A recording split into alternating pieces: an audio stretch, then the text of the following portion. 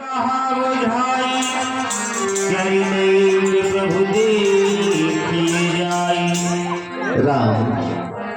जहाँ गुरुदेव वहाँ पे महाराज जनक ने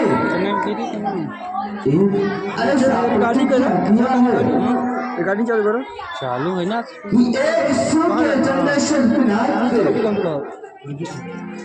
वहाँ प्रतिज्ञा रखा है जिसने भी इस शिव के धनुष का खंडन करेगा और घुमा जाए उसी के साथ मैं अपने पुत्री सीता का विवाह करूंगा। इसलिए राम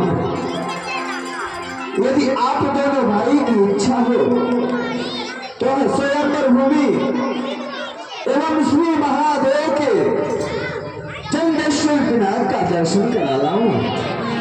हे गुरुदेव हमारी भी प्रबल इच्छा है कि हम जनकपुर चलकर धनुष यज्ञ का अवलोकन करें गुरुदेव। अवश्य राम चलिए गुरुदेव।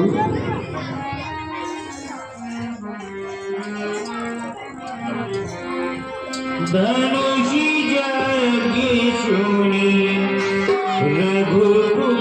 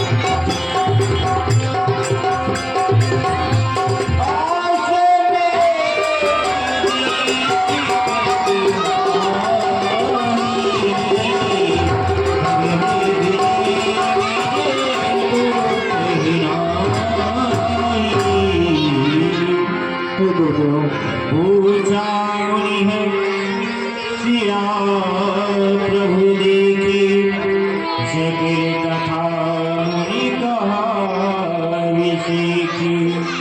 हे गुरुदेव इस वन में तो सब पेड़ पौधे सूखे ही सूखे नजर आ रहे हैं और न तो पशु पक्षी नजर आ रहे हैं, परंतु ये जो पत्थर का शिला है इस पर तुलसी का वृक्ष हरा भरा है, इसका क्या रहस्य गुरुदेव? गौतम प्राप बस उपज देह धरि धीर चरण कमल रिज चाहसी कृपा करहु रघुवीर। उत्तराम आज्ञा गुरुदेव। यह जो शिला नारी के आकार में बना हुआ है इनके पास में तुलसी का पौधा हरा भरा है। राम यह गौतम ऋषि की पत्नी अहिल्या है जो श्राप के कारण पत्थर की शिला बन गई है। राम ऐसे आप अपने चरणों की रंग धोल दीजिए जिससे इनका उद्धार हो जाए। राम हे गुरुदेव अहिल्या तो एक गुरु ब्राह्मणी है गुरुदेव और हम तो एक क्षत्रिय हैं। क्षत्रिय का धर्म होता है वह गौ ब्राह्मण असहाय इन सब का रक्षा करे। और हे गुरुदेव अहिल्या गुरु ब्राह्मणी है इसलिए इन पर हम चरण की धूल नहीं दे सकते गुरुदेव, और नहीं तो अधर्म हो जाएगा। आप तो हमें धर्म कार्य के लिए आए हैं गुरुदेव कि हम हैं क्षत्रिय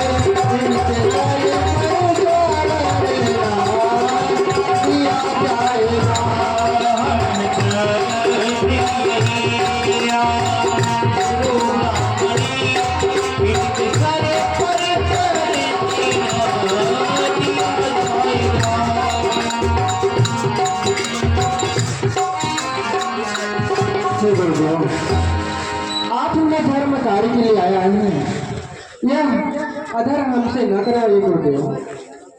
राम, आप कह रहे हैं कि मैं क्षत्रिय हूँ और अन्य आए गुरु ब्राह्मण है। भगवान, ऐसे में अहिल्या तो केवल एक पत्थर की शिला है राम। यह बहुत बड़ी रहस्यमयी कथा है राम, जो एक दिन की बात है। देवताओं के राजा इंद्र के मन में काम वासना का थोड़ा आगे जिज्ञासा उठी। दिखाई दे। उन्होंने सर्वप्रथम सूर्यदेव के पास गए। मैंने थोड़ा और आगे हो गया, कि हे सूर्यदेव, एक कदम आगे आप बतलाओ, दिखाई दे। इस मित्र लोक में, बस हो गया, इस वसुंधरा में सबसे सुंदर खड़ा हो जाए। नारी कौन है? सूर्य भगवान उनके चालाकी को समझ गए। हे राम, उन्होंने कहा कि हे इंद्रदेव, मैं इस संसार में जब अपने किरणों को इस वसुंधरा पे डालता हूँ तो संसार की नारियां अपने पल्लों से अपने चेहरे को ढक लेती हैं। इसलिए मैं नहीं बता सकता कि संसार में सबसे सुंदर नारी कौन है।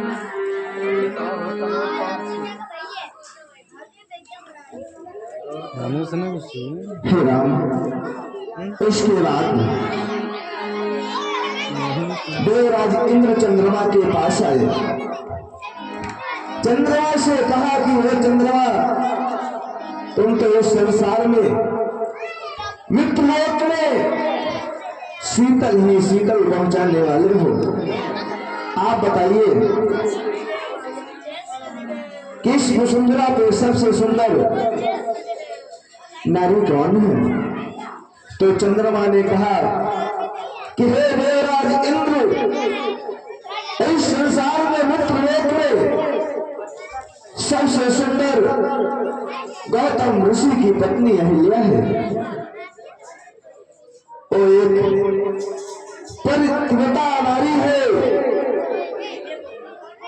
वह सबसे सुंदर है। देवराज इंद्र ने कहा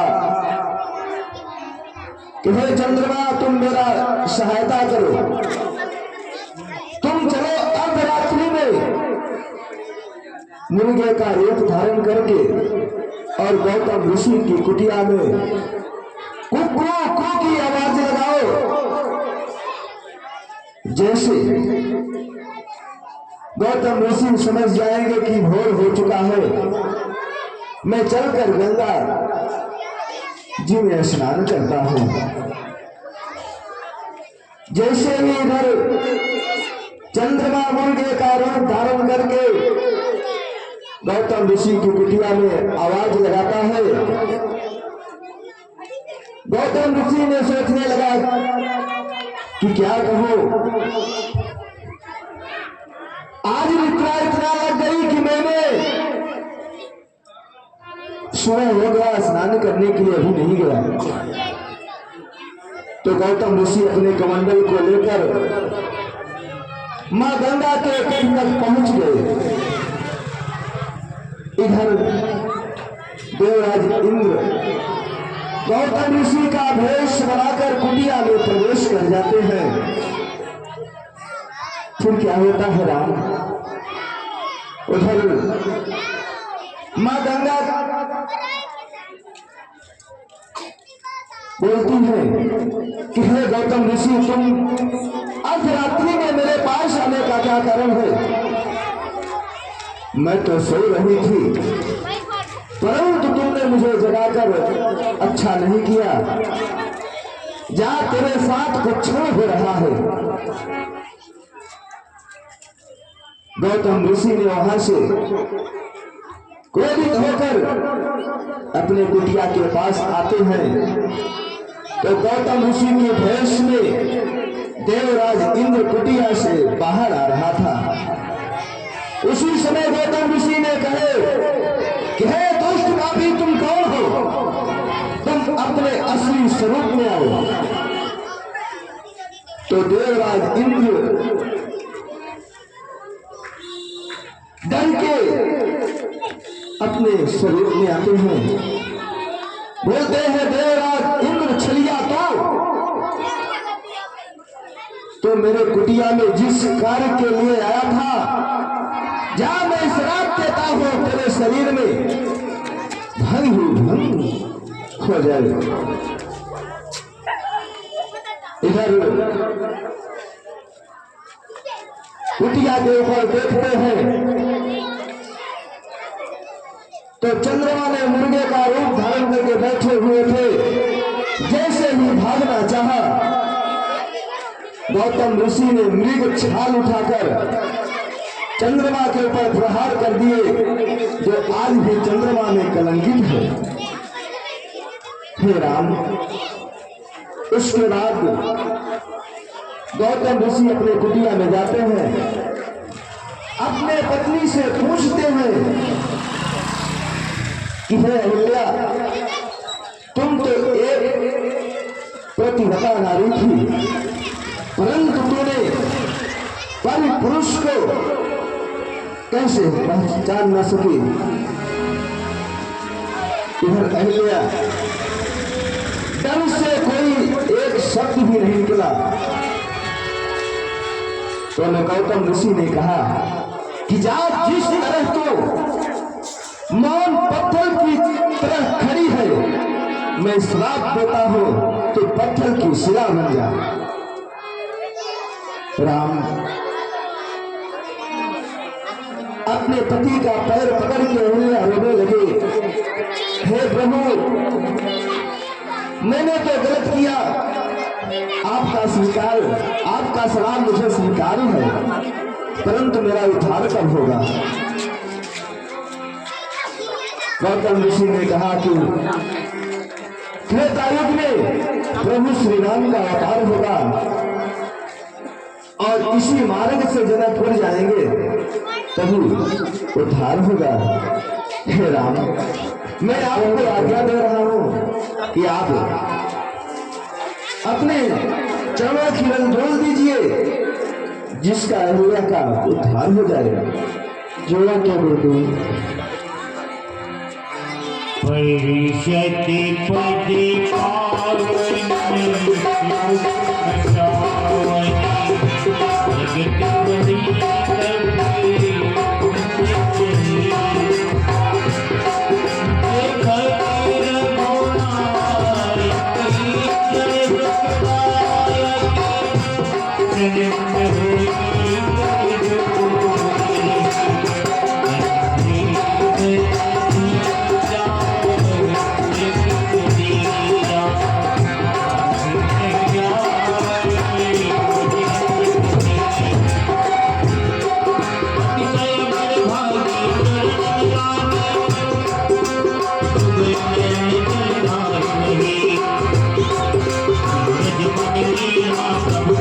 Thank you.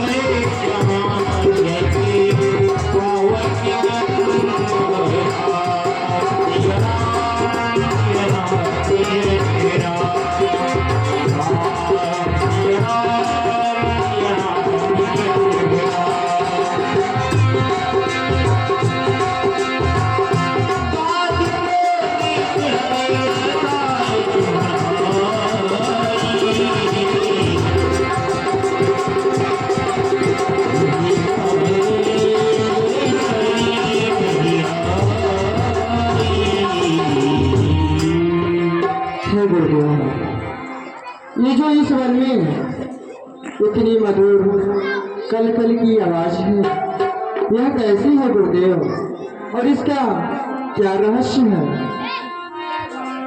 राम, यह जो कल कल की आवाज, इतनी मधुर शब्द, यह पाप नाशनी माँ गंगा है। हे राम, आपके पुत्रों का उद्धार करने के लिए महाराज रघु एवं सभी वंशों का उद्धार करने के लिए भागीरथी के द्वारा सगर के 60,000 पुत्रों का उद्धार करने के लिए कई वर्ष तपस्या करने के बाद यह देवलोक से आई हुई पाप नाशनी गंगा मैया है।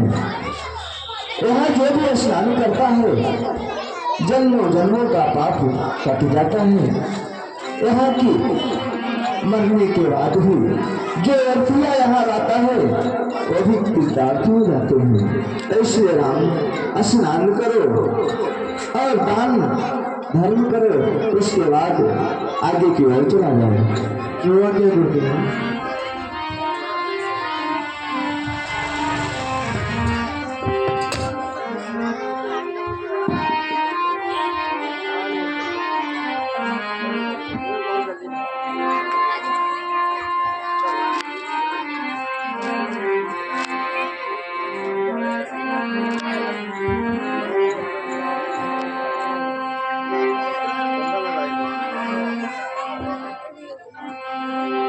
तब प्रभु ऋषि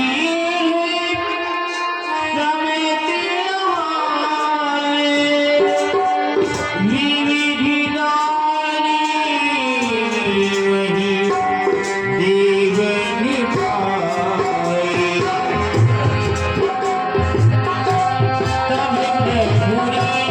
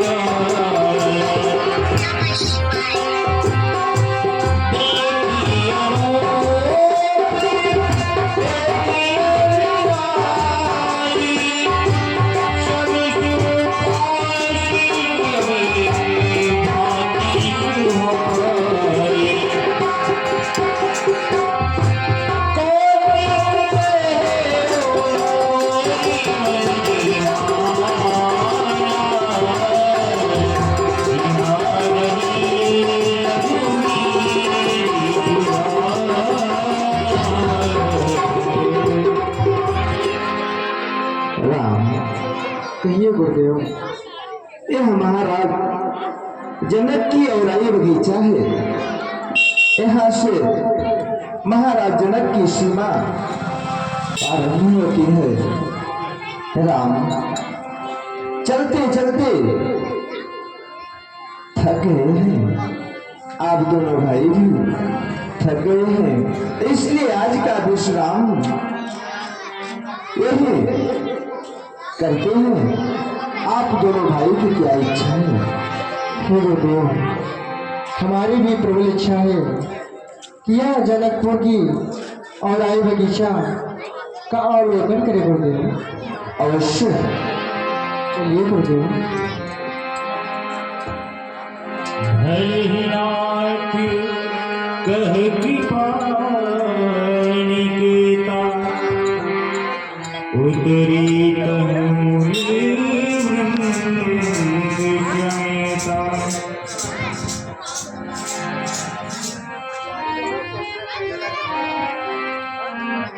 राम, लक्ष्मण, कहिए गुरुदेव। देखिए सवेरा हो चुका है, अब मेरे पूजा का समय हो चुका है। ऐसे आप दोनों भाई जाकर फुलवारी से फूल लेकर आओ, मैं पूजा करता हूँ। जो आज्ञा गुरुदेव।